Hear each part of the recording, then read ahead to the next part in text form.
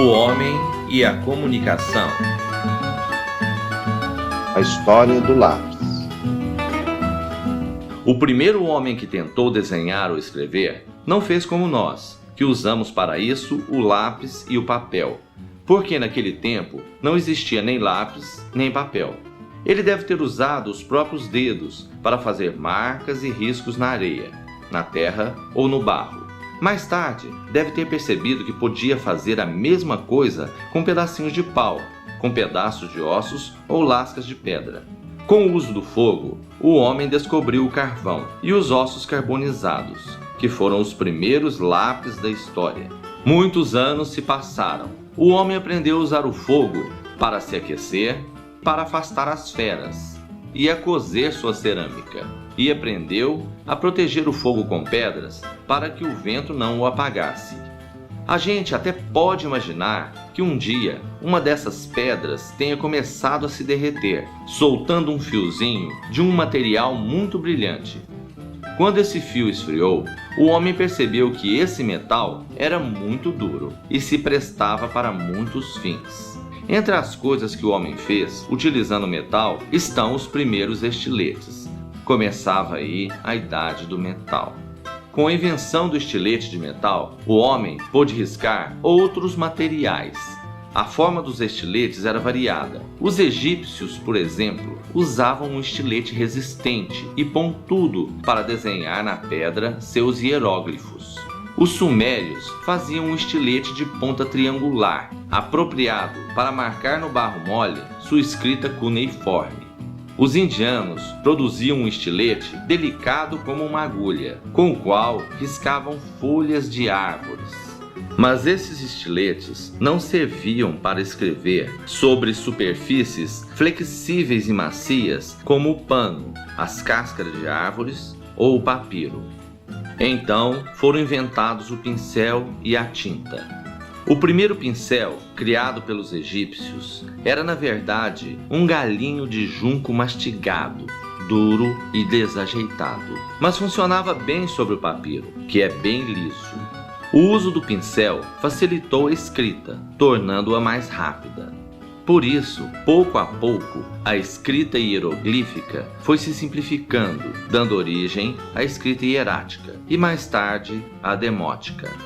Mais ou menos ao mesmo tempo, surgiu os paragrafos, que eram um pequeno instrumento feito de chumbo e que foi o antepassado do nosso lápis. 250 anos antes de Cristo, um sábio chinês chamado Meng Chen, de certo, achando o pincel de junco muito desajeitado, teve a ideia de amarrar pelos de animal num pedaço de bambu, inspirado talvez num gato que passava com o rabo sujo. Estava inventado o verdadeiro pincel. Esta invenção transformou a escrita de riscos duros em pintura de delicadas pinceladas. Assim, a escrita ficou muito mais bonita. Com a ajuda de uma espécie de tinta nanquim que eles inventaram, os chineses puderam escrever na seda, conseguindo um lindo efeito. Como se vê, o progresso dos instrumentos de escrever tem tudo a ver com o progresso dos materiais sobre os quais se escreve. Quando surgiu o pergaminho, que é uma pele de carneiro ou bezerro, curtida de uma certa maneira, logo foi inventada a primeira caneta. Foram os gregos que criaram essa primeira caneta com junco, o mesmo material com o qual se faziam os pincéis antigos. Eles apontavam a extremidade do junco e partiam sua ponta ao meio, para que a tinta ficasse retida pelo junco e fosse saindo aos poucos. Logo mais, apareceram as canetas de bambu, feitas da mesma maneira. As canetas de penas de aves vieram em seguida. Permitiam que se escrevesse com mais facilidade sobre o pergaminho, com formas mais arredondadas e mais delicadas. Foi a partir do uso das penas de aves que começaram a aparecer letras minúsculas e a forma de escrever que usamos hoje, a escrita cursiva ou escrita de mão. Na Europa, durante a Idade Média, as penas de asas de aves foram muito usadas. Penas de ganso, de peru, de pavão e até de corvo. Cada tipo de pena era mais adequado para determinado tipo de trabalho. As penas de cisne se prestavam mais para a escrita. As penas de corvo eram melhores para se fazer linhas. Para escrever com essas penas tão delicadas, era necessário muito cuidado, pois elas se quebravam com facilidade, desgastavam-se rapidamente e tinham que ser apontadas muitas vezes. Nos séculos XIV e XV, os pintores usavam um bastão feito de chumbo, estanho e bismuto, que fazia o papel de lápis. O lápis de grafite só apareceu no século XVI, quando foi descoberta a primeira jazida de grafite. Foi por essa época que apareceram as primeiras fabricações de lápis. Os primeiros lápis eram feitos com 2 tabuinhas, no meio das quais havia uma fatia de grafite, como se fosse um sanduíche. Aos poucos, esse conjunto foi ficando roliço para facilitar o seu uso. Enquanto isso, os problemas que as penas de aves criavam estimularam a invenção de penas mais resistentes e duráveis. Primeiro, tentaram endurecer a ponta das penas colando pedaços de ossos ou de cascos de tartaruga. Mas apesar de as penas ficarem mais bonitas, não funcionavam nada bem. Depois, tentaram produzir penas de aço e prata maciços, mas elas ficavam muito pesadas e as pontas pouco flexíveis. O problema foi solucionado há quase 200 anos, quando apareceram as primeiras penas feitas de chapa metálica. Essas penas eram finas, leves e flexíveis, e eram colocadas na ponta de uma haste de madeira, nascendo assim a caneta moderna. A invenção das penas metálicas foi um sucesso. No mundo todo surgiram fábricas de penas dos mais variados formatos, tamanhos e preços.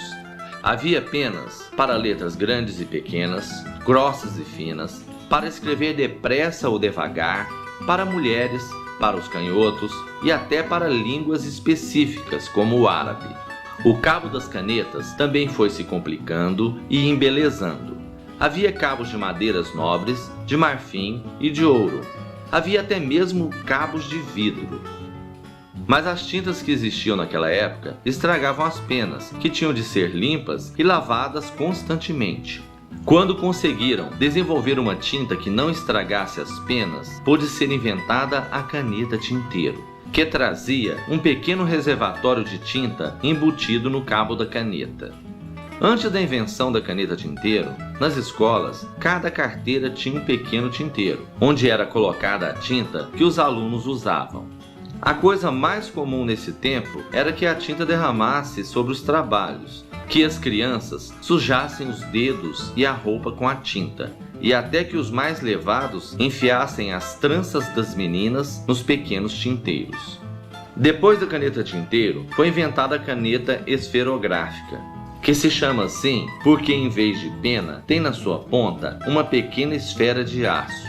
Graças a essa esfera de aço e à sua tinta oleosa, essa caneta desliza suavemente sobre o papel. É uma peça de fabricação barata e hoje existem centenas de modelos no mundo todo. Existem ainda as canetas hidrográficas. Como diz seu nome, essa caneta usa uma tinta à base de água. No seu interior, há uma haste de feltro embebida em tinta. A ponta dessa haste endurecida serve como pena. De descoberta em descoberta, de invenção em invenção, o homem vem aperfeiçoando e enriquecendo seus instrumentos de desenho e de escrita. E esses instrumentos vêm servindo ao progresso da humanidade, permitindo as atividades mais importantes que o homem desenvolve: a ciência e a arte.